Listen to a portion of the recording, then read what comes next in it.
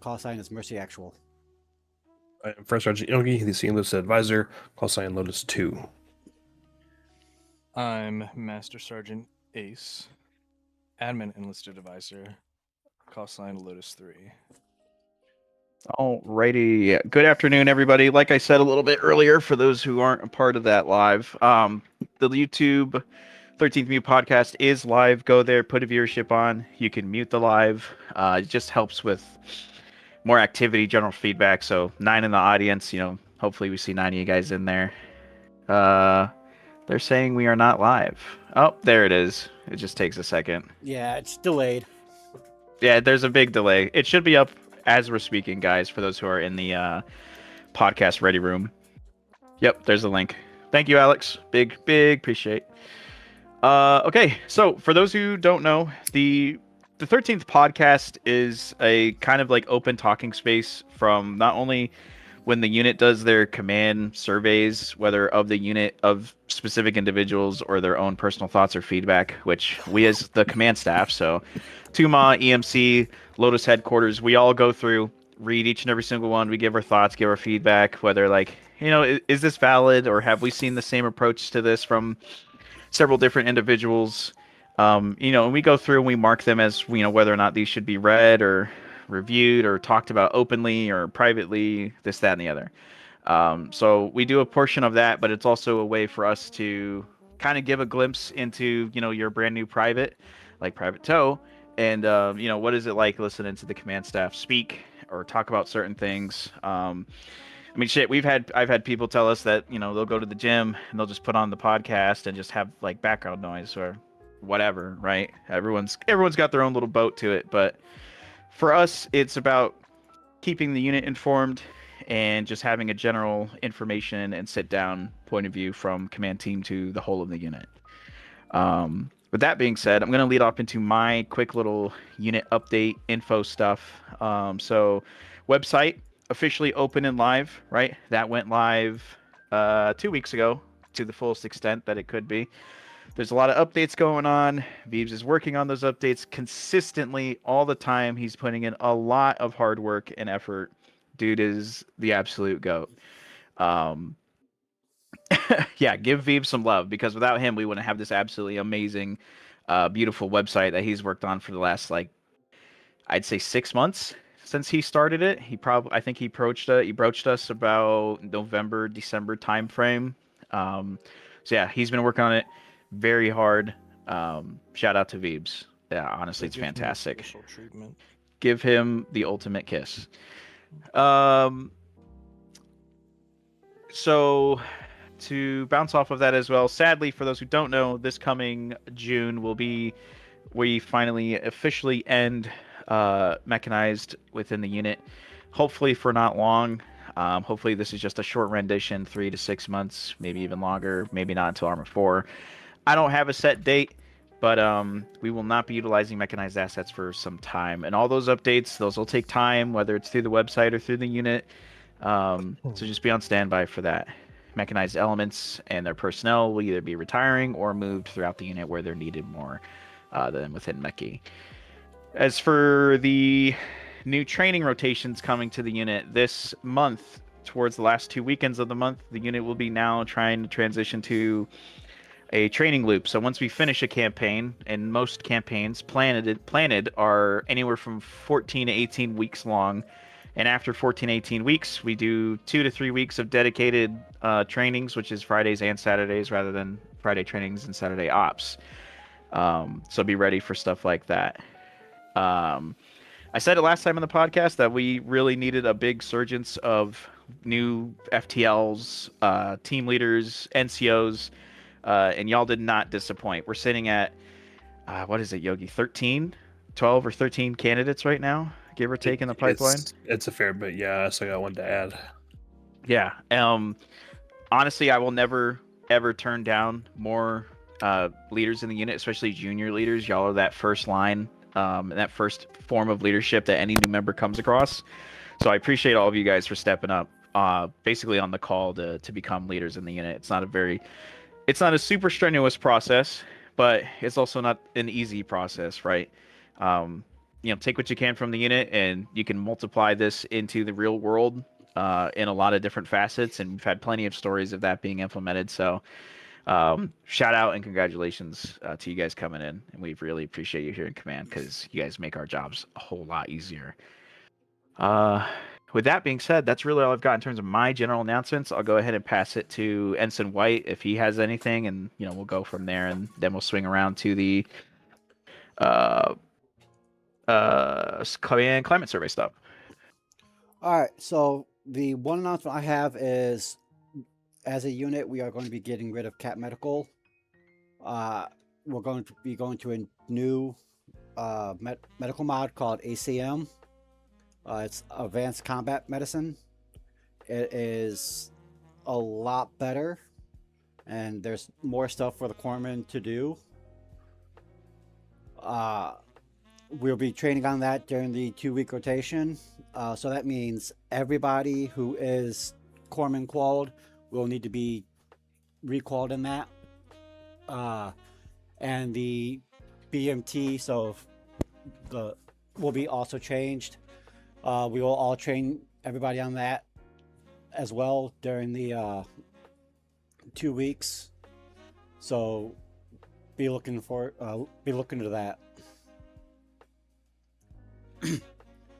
That's it for me. All right, First Sergeant.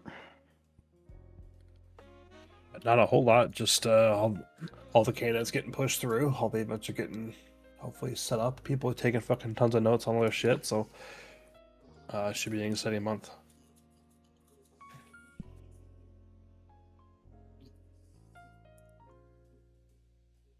All right, Master Sergeant. Nope, I got nothing. Okay.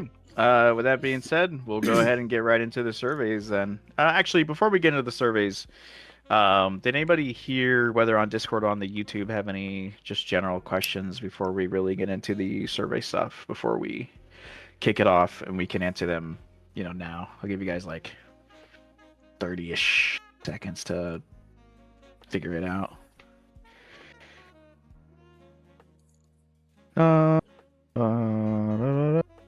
right, fast enough. 30 seconds. Didn't see any typing. Okay. White. All right. So what is the first one? I'm not asking these in any order, but there is one that I'm asking first. How is the story for each book actually crafted? Since we are moving to a new chapter of the book, pretty much. Okay. So as the S5 head and the main planning body of the unit when it comes to Zeusing and things like that, the story team gets together, and not even just as main Zeuses, so any Zeus qualified individual can come around as well and provide feedback. But in short, we all get together and we have a meeting about, what does it look like a year from now within the unit? How do we go about, executing that? Is it viable within Arma? Things like that. For those who have been here for a few years, there's only so many different story elements that you can make within Arma before you start seeing kind of repeats of things. But in S5, we try to do our best to, not do that, right? Because we want to keep it as dynamic as we can for the old guys as much as for the new guys. So I guess if I had to map out the planning process, it would be, an S5 meeting is held, and we plan, hey, these are all the maps that we want to use, within 6 months to a year. These sets of maps will be used for this campaign, and we'll divide the campaign up into 2 or 3 parts or chapters, right? And that's our kind of like our book element. Because the books are universal. Like book 1 and book 2 are completely separate universes, but we're still the same 13th Mu. And it keeps us dynamic enough to where we're not dealing with the same story for 4 years straight, right?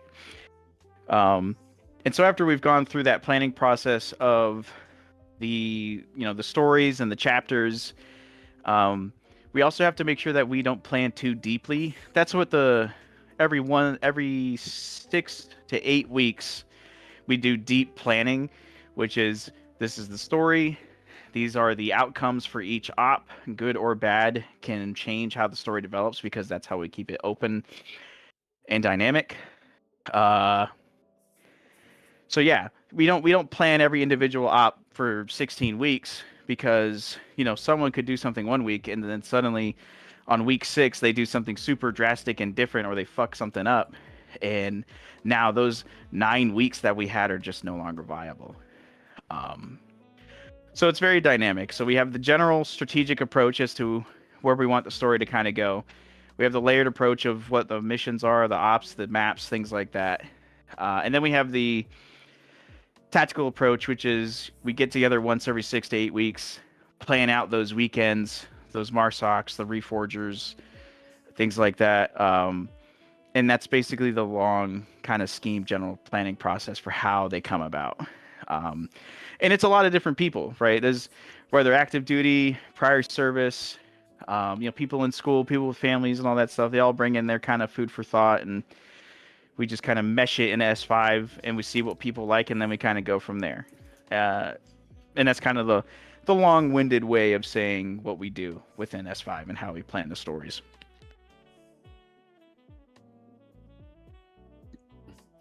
Here's a follow-up question for that. Since you said those campaigns and stuff are open-ended, how often have we, as a unit, derailed what you guys thought was going to happen?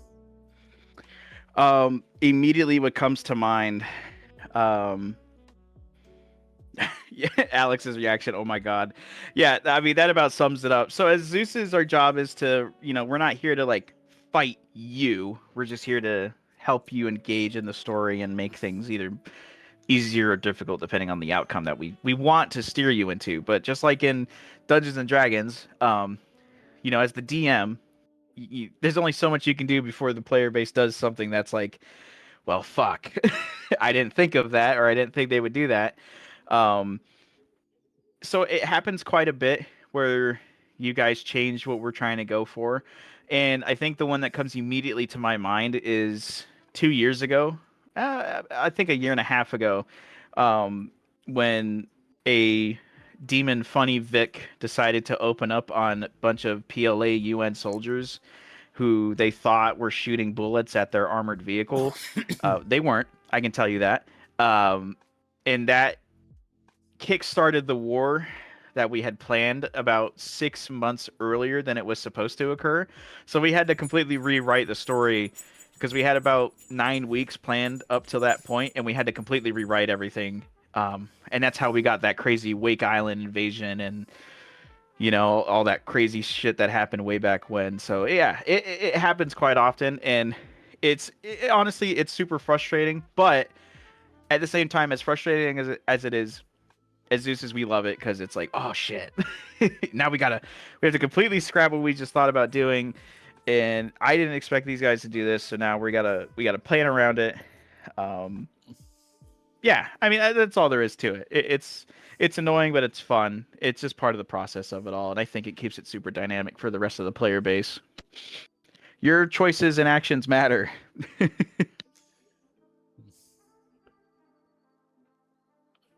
All right. Ace, Yogi, you have anything you guys want to add to any of this? Neither of us plan stories, so no. Fair enough. All right, next question. If you could pick any military campaign in history to play through as the unit in Arma, what would it be and why? Let's go bottom up, starting with Ace.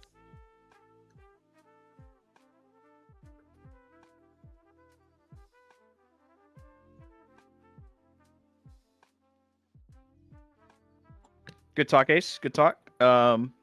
Yogi? Fuck, I've been muted. I've been talking. Shitbag. Everybody call him a shitbag in YouTube, okay? All right, good. My bad. So I was muted.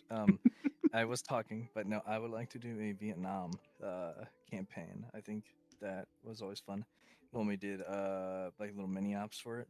But I think we actually sat down and kind of like planned around the whole like different technology and all that, and actually trained with just using maps and all that.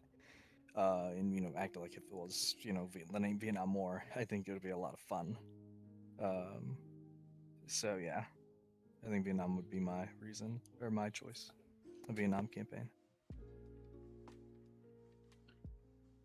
Yogi. Dickhead here took my fucking idea. So, but yeah, I would agree. A proper, well done, well crafted Vietnam campaign would be a ton of fun. If I have to pick something different, that World War II DLC came out, and there's a lot of fun stuff in there. It'd be a huge change for how we currently do ops, but I think it'd be pretty interesting. Getting all the guys used to not using radios the whole time would be. I've seen some units do some fun trainings with team leads and below don't have radios, which is fucking usually crazy. If not World War II, maybe kind of like an early Cold War, maybe like 70s or so. It's not early Cold War; it's just kind of like late Cold War, but like 70s, 80s. There's some like really the turn of the real fucking serious technology starts getting added to everything. Mhm. It's kind of funny because we fight 80s fucking tech every op, but we have modern tech. Yeah. Real. In any case, these fuckers have to get really good at land nav real quick. Oh, Yeah. dude. First- I first can't wait world for Armor 4 problem. so I can use drone swarms. It'd be great. What? Yeah. Come here, infantry boy. White.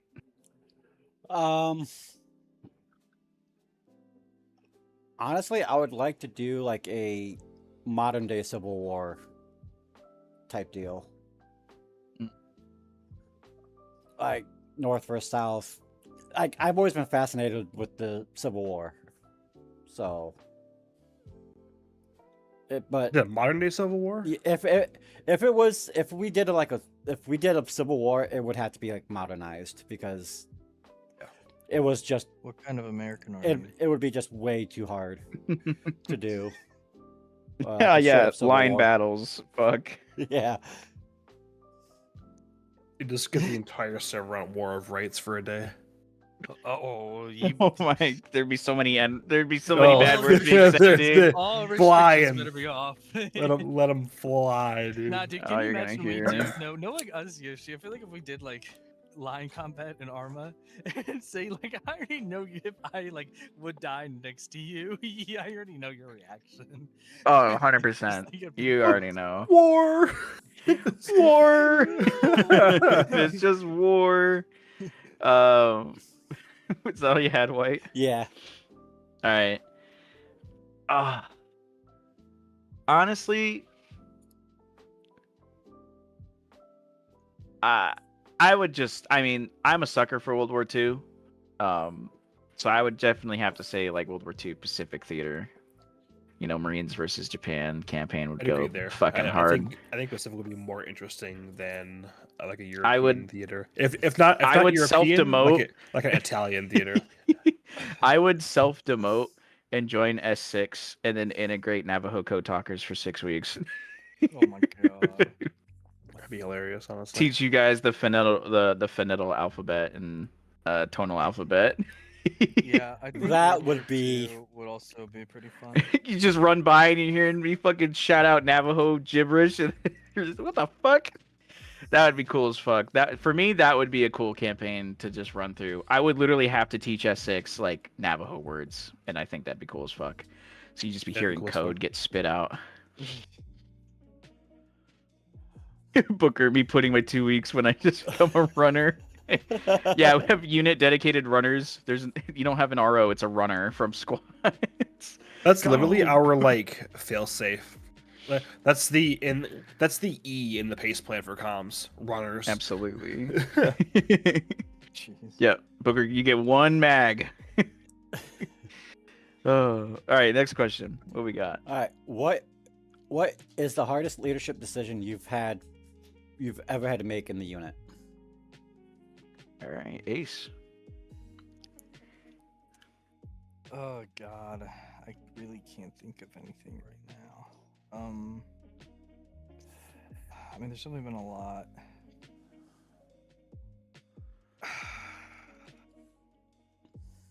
skip. I don't even think I'll have an answer. All right, Yogi.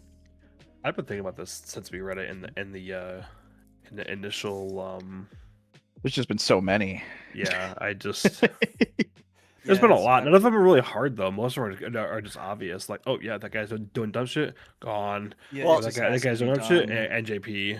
It It's just is hard, what it but we is. also it's so not to toot our own horn. It's so second nature to make those hard decisions. Yeah, it's Feel just like been we wouldn't be implemented. in command. A lot of us wouldn't be here in command if we weren't able to make those decisions, right? I feel like that's a given. It's what we do in the context of Arma, obviously. Yeah. Yogi, you got any singular events? I'm down to trying to think of like in-op stuff. I don't have anything. No, a lot of it's second nature, and most things have gone well so far. White. All right, so the one decision that I've made is actually taking over Corman and not leaving the unit. All because of the person who brought me in. I've known him for years before I even joined the unit. And when he left, I was literally, do I want to stay or do I want to leave? And yeah, that was the hardest decision I've made concerning leadership in this unit.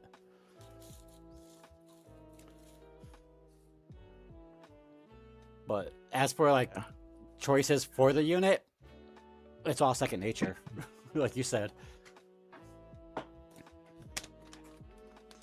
I think I can like partially answer the question now. Yeah, go for it.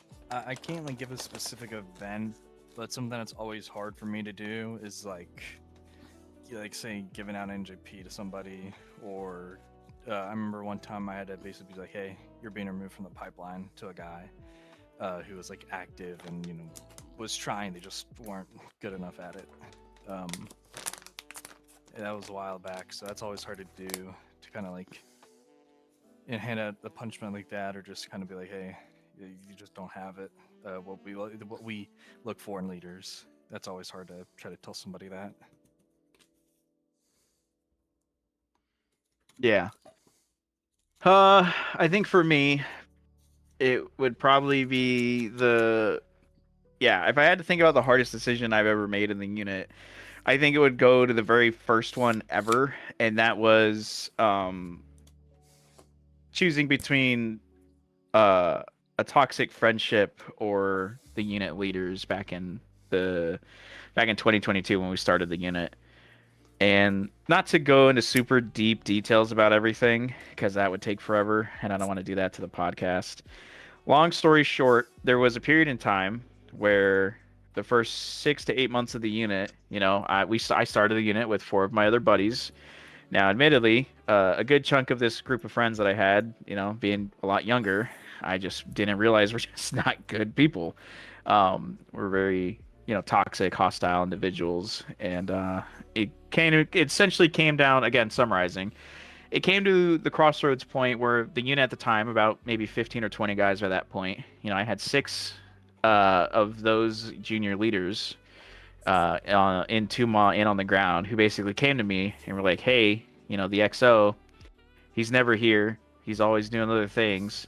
He's always hanging with his girlfriend, who's is also, at the time, the unit senior chief or chief. Whichever. Doesn't matter. And they were both always kind of gone playing other games. And it was a very, he would try to gaslight the situation, turn around on me, like, no, I gave you notice, and, just because I haven't been there in 3 months doesn't mean I don't do anything. And it kind of came down to the point of, do I choose, this guy I've known for 10 years who, is being a hypocrite to what we stand for and what we set out to do.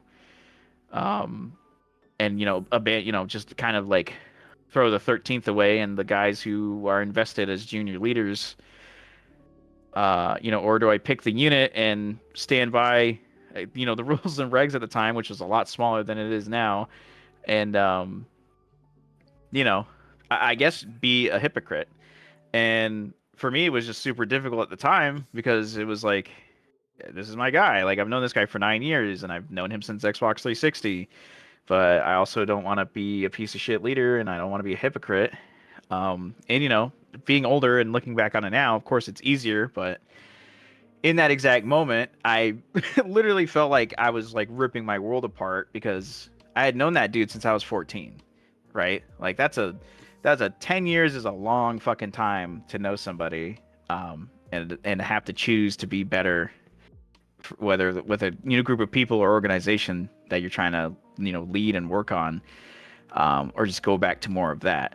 And then obviously after that whole situation transpired, now knowing like, man, he's just not a good person. Like dude was just toxic. It was a piece of shit. Like it was just not good, right? Your real friends wouldn't put you in situations like that. And for me, that would be the hardest decision I've ever had to make, even still to this day, because it was a focal point for me and my maturity growing up, which was, do I stay the course and stick with this person even though I know it's not a good thing for me or for the group? And I probably would have lost the unit at that point, right? And all these other potential friendships that were birthed from that. Or do I stay true to what I set out to do, and try to embody the message of the unit, which is to create a healthy, organized environment of people who are like-minded individuals for having fun while also simulating military-esque environments, whether in and out of roleplay.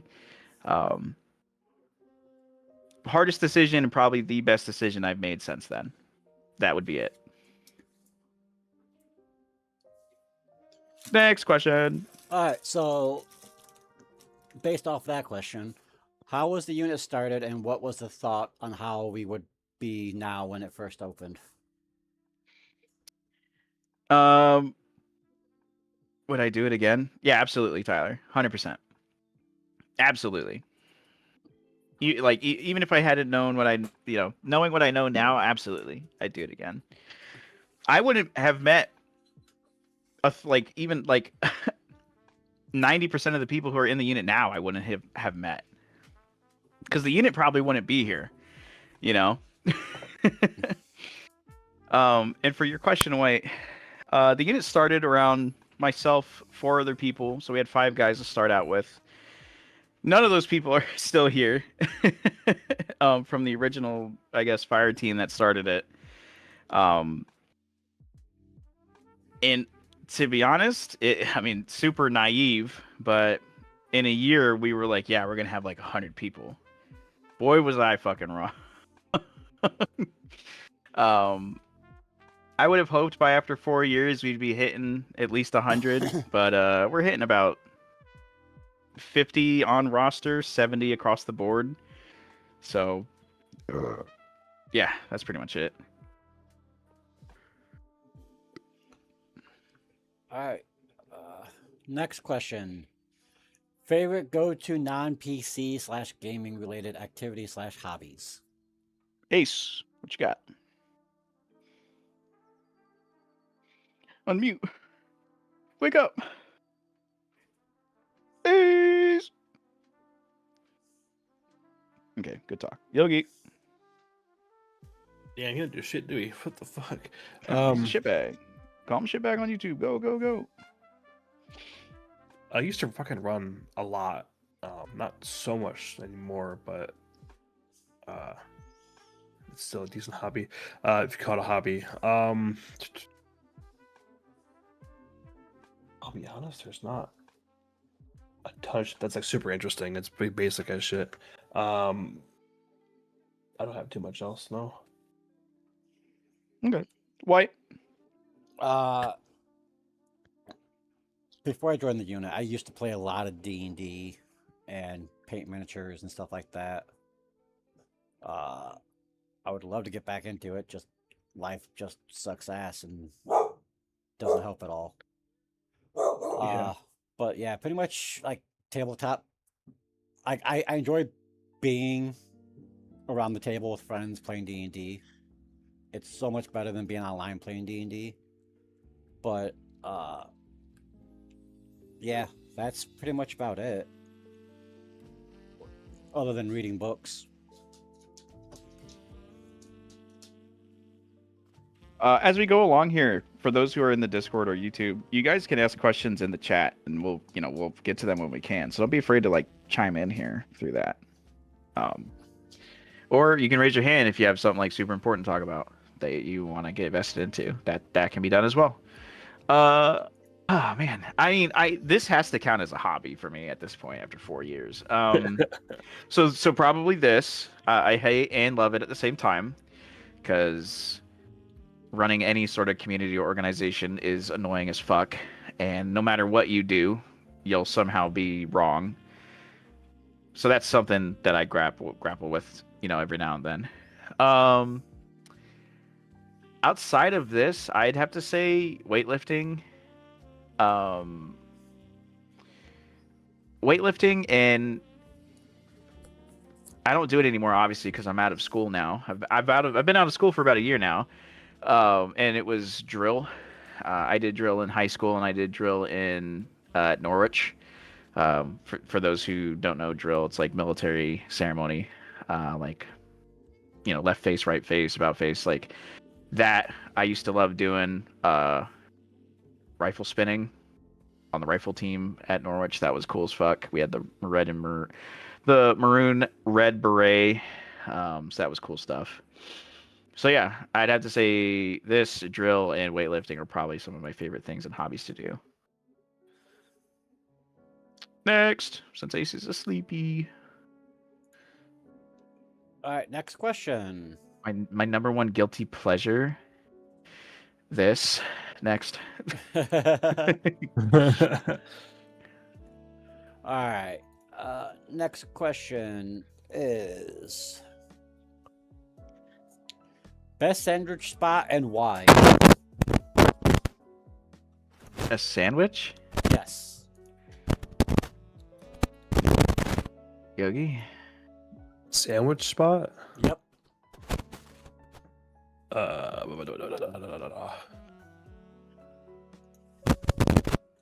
There's a coney by where I work that it sounds like just a coney, but no, this place is fucking great.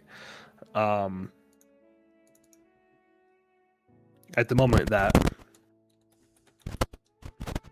White? So just a place in downtown. It's literally in the basement of a government building. I can never remember the name of it, but it makes the fucking best subs ever.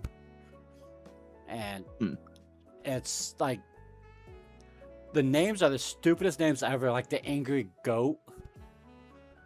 And just like stupid shit like that, but the fucking every sandwich I've ever ate there is fucking phenomenal.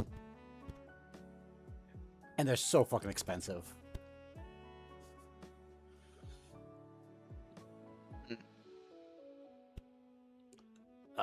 Yoshi? For me, man, the only thing that I can really think of is Atlantic Beach in North Carolina. Not a specific shack or anything, but going out swimming and hanging out on the beach with your homies in school after the day and just chilling out, and then eating a bologna pepper jack cheese sandwich that has Doritos added in, so you get that crunch factor. Maybe if you're feeling a little spicy, you add some Texas Pete or mustard. But yeah, I'd have to say like that would be my sandwich spot. It's just on the beach, homemade, right there. Yeah. Any firehouse subs that are located near actually fire station? I don't know. Actually, in my town, there is a firehouse sub four buildings down from the fire station.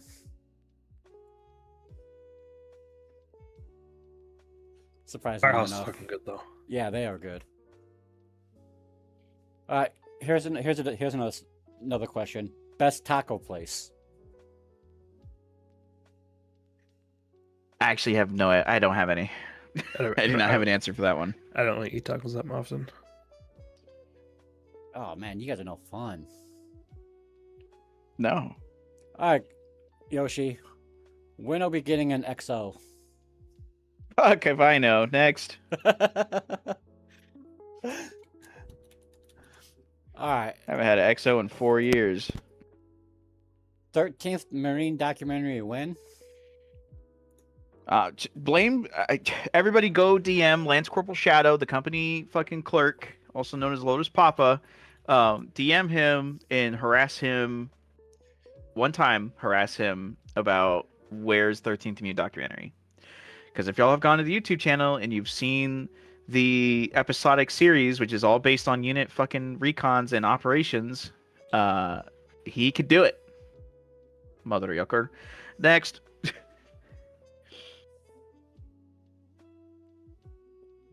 All right. How do you feel with the current measure of the unit and how, if any, of the culture has shifted from the past? All right, Ace, you back yet? Nope. Still All right, am. Yogi. Culture's gotten more serious over time. Like the style of the unit has gotten more serious as the days or days, weeks, and months have gone by. But the overall like vibe in the chow halls is funnier than ever. It's usually a good time to be in those chow halls, except when y'all are playing fucking Battlefield 6. You say you love the game, and then everyone's pissed off the entire time. Other than that, it sounds like everyone has a great time. I love how angry it makes me. White. Yeah, it's same thing. It's over the last few years, it's gotten more serious in ops, but the chow halls and stuff have been more lively, friendlier. So yeah.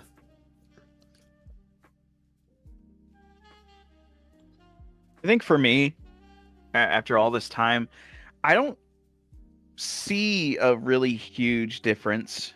And I mean, over 4 years, things kind of tend to blur a bit. I think we're more efficient rather than serious. The units become more efficient over time. Like we have a system, and the system works. We just happen to be on a game that's over 12 years old, with a dwindling populace. So we're just having that struggle with recruitment, right? Self-reflection all the time is super key and important. And then there's just also times where it's like, maybe there isn't anything you can really do. So for me, I think we've just become more efficient, and I also think the community thread idea that occurred a few months back, I think that's also really helped just foster more activity in the chow halls. We also just don't have piece of shit members really across the unit that facilitate pushing people outside of the chow halls. Like, don't get me wrong, Yogi is absolutely valid. If you're in a super competitive game and you're super locked in, take it to another chow hall with people who are of that same headspace. Don't just stay in one area and fester about it. That's why there are 5 fucking chow halls. But yeah, that's it for me. Next. All right. Another question about the history of the unit. What was everybody's favorite and least favorite time in the unit? Ace, you awake? Very good. Yogi? Favorite and least favorite? Yep. Favorite was probably like what was the campaign for? Actually, no, I guess around favorite part of the campaign was like Serrano and Nymph. Serrano and Takistan, purely because Tuma was fucking stacked to the brim the entire time, and it was always a ton of fucking fun every op. Least favorite, probably the like closing ops of Kanoa. It was just getting fucking old. I was just tired.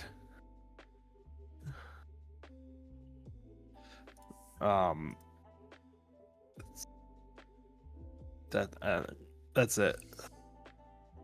You awake, Ace? Okay. All right. White.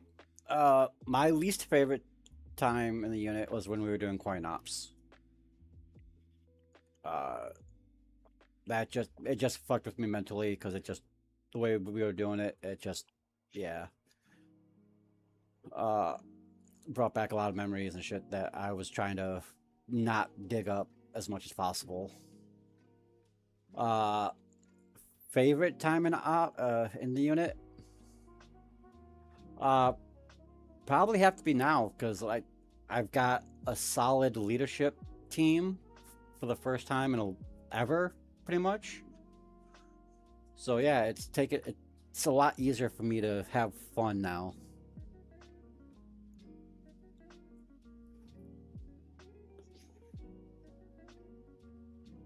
I think my least favorite time in the unit would have to have been February of 2023, and that was the incident where the unit went from 40 people to 20. My absolute favorite time of the unit would have to be now, because even after all this time and after everything that's happened, the amount of development and growth from the unit, its community members, its leaders, the pipeline, and the documents that we have, it's just better. It's just in a really good spot. We're in a really great position to keep moving forward. That's it. Next. Mimir, the incident. You would be correct. Yeah. That was the incident that, I mean, that was a real, like, make or break for the unit. Its first fucking full year existing. Oddly enough, a week before its birthday, the unit fucking collapsed in two. And, the other people who dipped made their own unit and, we're going to put the finger to you and blah, blah, blah. And then not only did they never get online to do an opera training, and they had like 30 people in their Discord, they also disbanded after like 4 months of not doing anything. So it's crazy how long spite will make you run for. But yeah, we pushed past that, and I think that was the real first and last giant hurdle the unit's really gone through. We've had bumps. Every unit's going to have bumps. Any community is going to have bumps. But I will simply push through due to my own level of spite. Just sheer begrudging spite, and just the drive to keep going with the community that's been fostered here, especially with other people. Next. All right. Why are the short kings burdened? Well, Yogi? Why are the short kings burdened? Yep. I don't know. I'm not short. Dude, you're like 6'2". That's pretty short. No, You are short, Yogi. I'm not.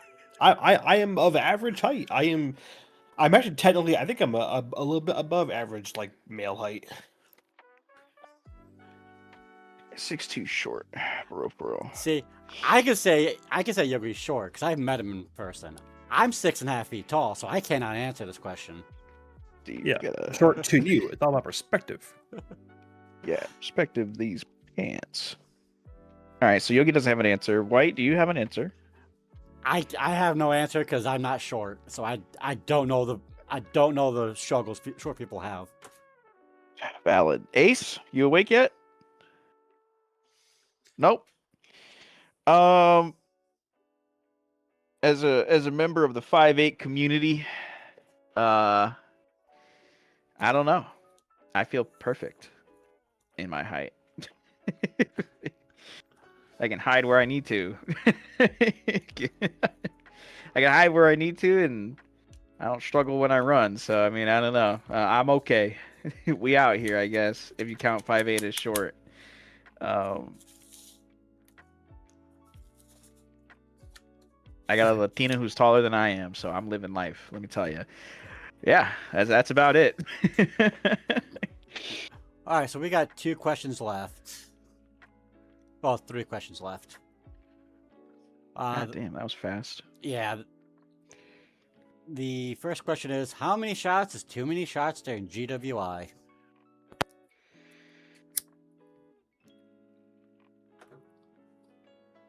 Honestly, none. Yeah, never. There's never enough. Keep going. We don't fucking accept quitters here. Adapt and overcome. You'll know when it's too many when you black out. That's a problem for future you. Yep. We're gonna wake up to an NJP. What happened? NJP, You're NJP. so fucked. Puke and rally, men. Puke and rally. Except if you're underage, bring your apple juice. Yes. Next question. All right. The socio-economic state of the world and the impact of the Industrial Revolution. Next question. Yep. Last question is, are there any plans that the unit has for more in-depth and interactive stories? For example, are there any plans to incorporate more junior enlisted into the story? Like a sudden decision needing to be made in the moment because something happens during an operation, or the first member to act just so happens to be junior enlisted, but could technically be anyone, whoever gets there first.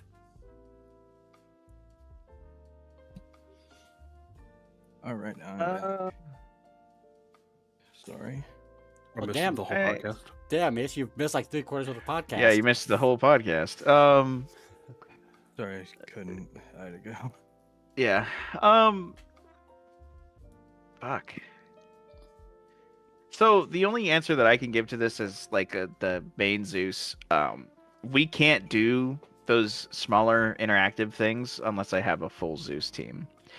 And the caveat to that, I can't have a full Zeus team if, the combat ground elements need the appropriate amount of people to filter in where they need to, right? I can't have 5 Zeuses but pull 4 people away from Tuma, Apollo, or EMC. It's just not going to work out. So until the unit gets larger, we won't be able to have those super interactive, like lower echelon like interactions, right? We used to do a lot of those during Coin because you don't need a lot of Marines to do Coin. You could just have fucking 12 guys. You could have 12 dudes on patrol, and then you have like 5 Zeuses fucking with them. And those were pretty funny. Unless it was white, then you're having a PTSD attack. But still, yeah, that's pretty much it. Outside of that, yeah, this one was fairly short, and I know some of you in here had additional like questions or thoughts. So if we didn't hit on anything, or if you just have more questions in the chat here, go ahead and just start spamming, whatever questions you guys had, and we'll answer them, if we can. But I see Tyler posted one in the chat, which was, with this campaign coming to an end, is there anything that you could tell us about the next one, and are we going to be adding anything new to infantry other than the medical system? Same. So, yeah. I think with so for those who don't know, it has been exactly 2 years and 3 months since we wore desert camis. We will officially be going back to the Sandbox for the next part of the campaign. So we will be in our beautiful desert camis. We're going to be full Coyote Browning it up. It'll be fantastic. As for anything new coming to infantry, I'll let Yogi speak on this, just as the S7 head, if you want, Yogi. I know there's a few things being talked about, being brought in, updating possibly AMC, maybe bring in some sort of breachers course. I don't know, but you'd be more. Breacher course, in my opinion, it's silly. It can be put into literally anything else that's like SOI. But the unit, it's still completely preliminary, so take what I say here with a grain of salt.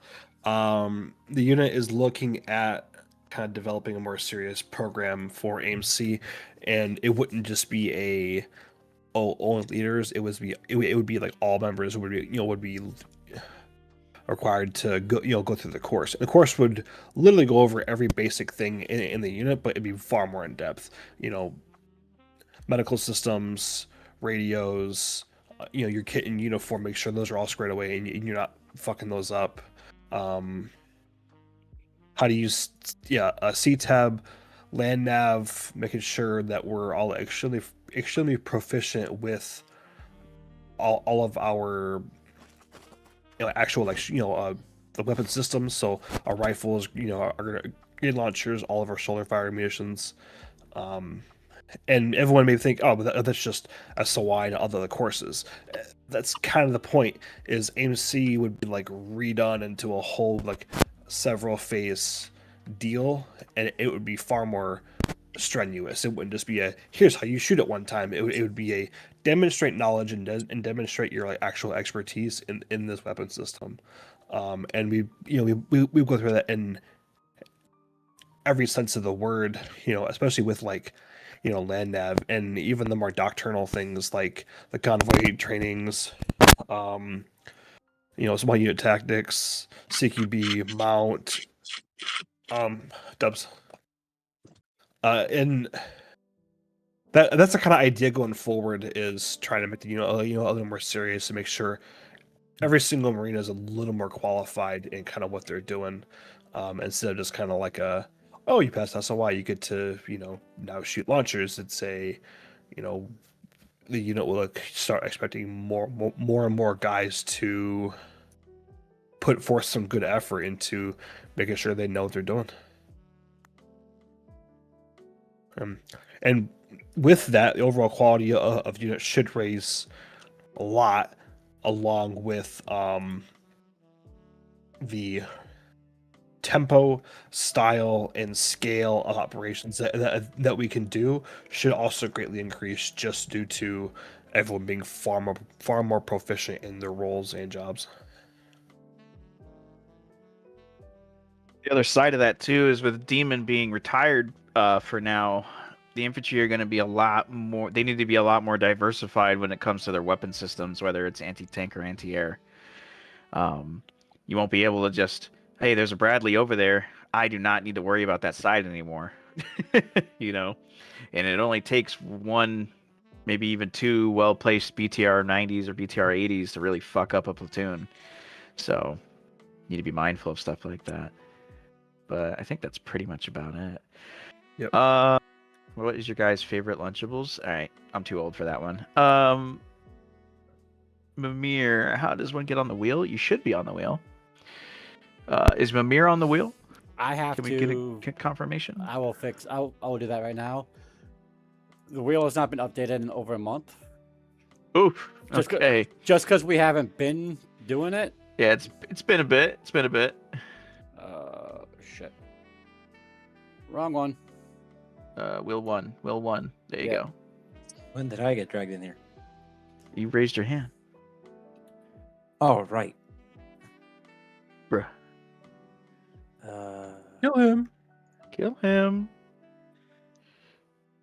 Right. No, I was just more on the S5 Zeus things for the next story up stuff. Bring your EOD. That is all I'm gonna say. Yeah, probably gonna do a bunch of EOD calls. EOD and the flak jacket. There you go. Yep. Now we're cooked. Dubs, did you have anything, or are you just joining in here? I'm just joining in on my way home from the. Okay. All right. Tyler has one of those. Tyler, what is your guys' favorite HCT that we have had to capture or kill? We can bottom up this. Ace? Good job, Ace. Yogi? I was thinking. Oh, there he is. There he is. He's real. God, I don't know. There's a lot of them. We have a lot of people to capture. Who was that guy that whenever we were fighting against the Koreans, I don't remember which one it was, but yeah. Civil Reclamation. Oh, fuck it. It was Charles Charles something. Are you talking about the one that I voiced? Maybe. I don't know. We captured him and yeah, we captured him. That's not a lot to go off of, brother. I don't think we I don't- captured him. I don't know He's what just we're. spitting fucking shit right now. So he wasn't an HVT. He was just a guy we interacted with. But that guy was funny as fuck because he was literally John Candy from fucking Django Unchained, and he was like in charge of like some like military group, and it was so. I was standing in a corner of that room, trying to fucking figure out what the fuck was going on. Dude, I had the Apache and fixed wing trying to peek in windows and shit to find weird shit that you had in the house if it was there, and it was just goofy as hell. He talked a little like this, and he had a bit of a it's drawl to him. And I see hilarious. you Marine boys, you're doing real good work. I need you to keep on doing it. Yeah. Yeah, that shit was funny as hell. I fucking dude, I Um, loved voicing that dude. It was so fucking funny. Now I need you to get them out of here. Oh, I got one. He's not really an HVT, but the whole interaction was hilarious because it was straight just out of the Obama era. There was a checkpoint op that we did back on Lithium, and some guy came through, and some knucklehead didn't search him properly or strip him of what they needed to strip him. So there's just this random dickhead and the in the collection point for the civilians that were of interest, right? And he had like a ton of morphine syrettes on him, like or auto injectors, a ton of them. And Bandit, his dumbass had his back turned to him, and he jabbed 2 or 3 of them in Bandit, knocked him uncon, and like 2 minutes later, when I came in to see what Bandit was up to, he was uncon, and his radio and vest and helmet, and I mean he was stripped down to just his uniform. I was like, I ran it up to Tuma, and there were 4 or 5 sensors looking out for random dickhead in a orange in an orange t-shirt with a bunch of fucking Marine kit on. Alpaca at that time was flying the drone, and that was a really fun part of the whole campaign was that drone. But he found the guy towards the very end of the op, and we just sent a hellfire into his forehead. And then like 3 days later in Chow Halls, Sab was like, "Oh yeah, that guy got away." I was like, "No, he didn't." He was like, "Hey, yeah. Hey, you guys didn't kill him?" I said, "Cool." I DM'd Cyber a screenshot of the dead corpse in front of a house. He was like, "Oh, Oh. Oh. Yeah."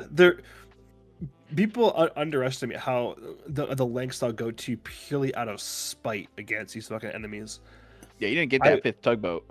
Yeah, we will drop JDAMs on single individuals if they're deemed kind of a problem. Just JTech things. Yeah. My favorite HVT is actually the Texan that we met during coin ops and later became an HVT that Cyber was playing. On Lithium? Yes. Yeah. That shit was funny. Yeah. Oh, I have Fuck, that's an another old one. Lithium story. Y'all remember a couple ops after that that campaign or the checkpoint op. There was a whole op we did it in the fucking foothills west side of Lithium, like southwest corner. And there was this Iranian guy that was there. The first Iranian guy we had seen all campaign because it had just been like insurgents the entire time. So I was like, oh, this guy's actually like an issue. I called up on radio, got him, listed out, good to go. We grab him and we pull him out of the building to go put him by an LZ to get him out of the area. And while we're walking with him, we set him down for a second and demon doing demon things. They like look over at us standing around and they see, oh look, that's a hostile uniform, and they just open fire on him with like 50 cals, and they smoked the shit out of the guy. And we're all like looking around, what the fuck did they just do? Why did they just shoot this fucking guy? I mean, he was handcuffed. He was standing next to like 5 Marines. Zero idea why they even did that shit.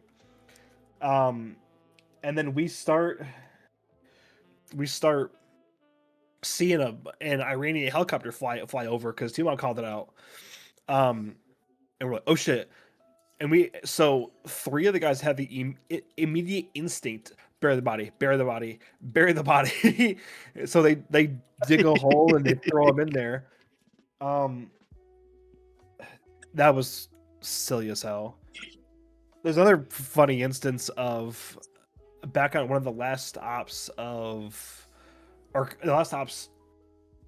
of the island hopping ones for the PLA campaign.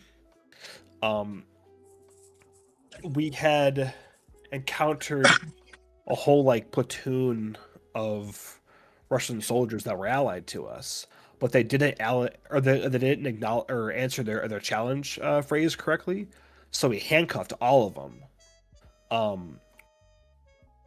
And one of them ended up kind of running away, and we're like, all right, you gotta come here, dude. We shot at him like in the leg to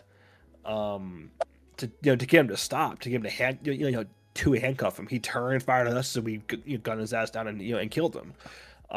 So I walked away. Just I was like, all right, well that situation's dealt with for now. I go out and get a full official count. I gotta organize total seat count for birds and get that counted out right. And I come back. I was like talking to all leadership because they're still standing in a circle, figure out what to do here.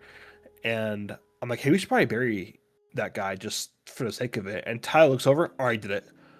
I'm like, all right. We're just a unit of fucking war criminals, bro. That's all you guys are. Crazy shit. Hey, It no, was no. already done. We are only war criminals if we get caught. Yeah. Oh, actually, I now have an answer. And now that you've talked about burying, it was it was on I don't remember if it was Takistania. No, it had to been lithium because it was Iran. But there was like we were fighting whoever we were fighting. I don't even remember. But they had Takistan. like no before the lithium. ISIS.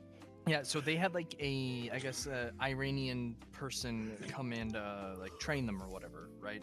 Or like be their advisor, whatever. So we take this compound and we go in there, and there's one of the guys there. So we end up capturing him, and I forgot what happened. We ended up escorting him out, and then I think we got told to let him go. And as he was leaving, Demon smoked his ass. These are all just demon stories of killing fucking prisoners. Fucking and I was like, oh, and so we go over there, and I type in chat, starts pulling bullets out of body, and then eventually we're okay. We started burying the body, and then an Iranian helicopter was coming to pick him up as we were doing it, and they're like fuck, and we all just ran away.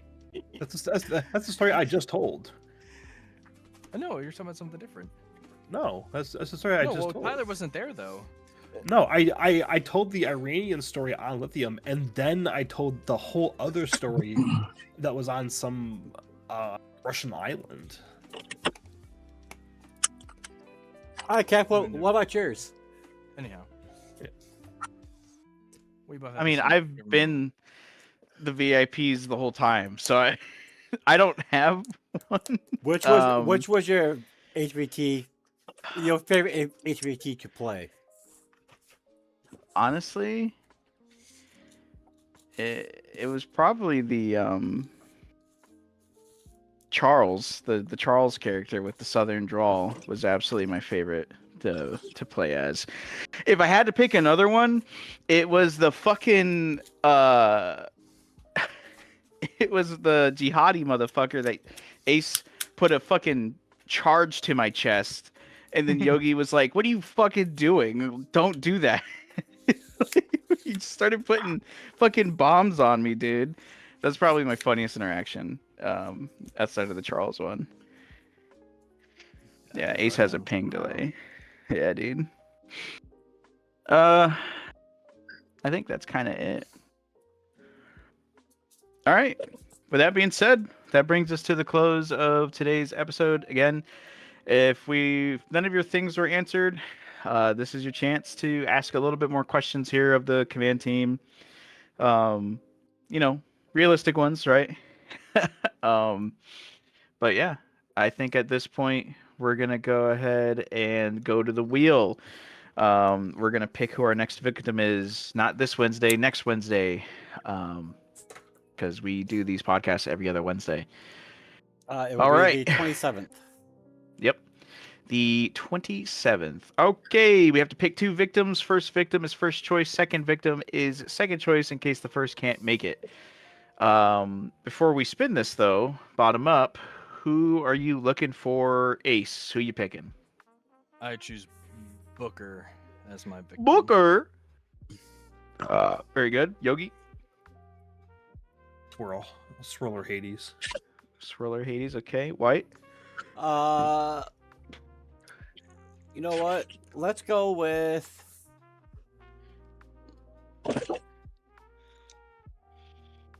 Lynx. Oh yeah. I Dubs? Make it. I'm gonna go with Aurora. Okay. Okay. I'm gonna go for. Oh, we need to take BT off this list. I'm gonna go for. Honestly,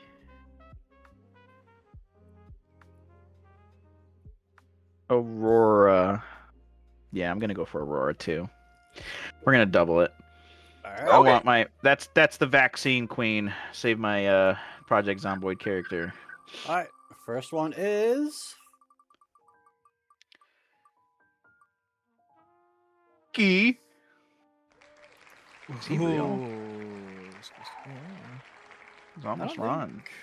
think, Cookie's still here. He is. Yeah, he's in 1-1. All right, Alright. first choice. Very good. backup All right. choice is I don't think Burrito's here. maybe not. Nope, no Burrito. Yeah, we'll have to take him off. Who's the next one? Keeper. Keeper. Oh shit, a retired person. All right, well, Mr. White, get those announcements out when you can here. It looks like we have either Cookie or Keeper, maybe even both. Who knows? We'll just have to see. With that being said, this concludes today's The Briefing Room podcast. Thank you guys so much for coming in, listening in. Thank you to those who stayed on to the YouTube to give it some viewership activity. We actually really appreciate that. It helps. I promise it helps. With that being said, you all have a fantastic night, and we will see you guys next time and this coming weekend. Good luck. Remember, this weekend's op is a longer op. Like an hour longer. If Yeah. not Good more. night, everybody.